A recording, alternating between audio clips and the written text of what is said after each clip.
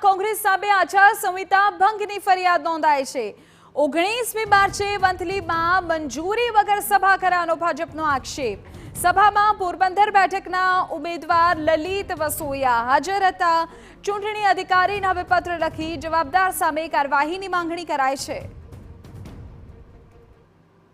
સખર ભવનની અંદર કોંગ્રેસ દ્વારા જે સભાનું આયોજન કરેલ હતું એની કોઈ પણ જાતની મંજૂરી લીધેલ નથી। અમારી આચારસંહિતાનો ભંગ કરેલ છે એની અમારી ફરિયાદ છે। વંથલીની મેઇન બજારની અંદર એને જે સરઘસનું આયોજન કરેલ હતું એની મંજૂરી લીધેલ નથી વંથલી પોલીસ સ્ટેશનની ફરિયાદ મંજૂરી લીધેલ કે નથી મામલતદારની મંજૂરી લીધેલ। આચારસંહિતા ભંગની ફરિયાદને કોંગ્રેસે પાયાવિહોણી ગણાવી છે। જૂનાગઢ કોંગ્રેસના મહામંત્રીએ ભાજપના આરોપોને ફગાવ્યા છે। કોંગ્રેસે કહ્યું છે કે ખાનગી સ્થળ પર સભા રાખવામાં આવી હતી, કોઈ પણ પ્રકારની રેલી યોજવામાં નથી આવી। સભાનો જે કોંગ્રેસ ઉપર ભારતીય જનતા પાર્ટી જે આક્ષેપ કર્યો છે એ આક્ષેપો તદ્દન પાયાવિહોણા છે।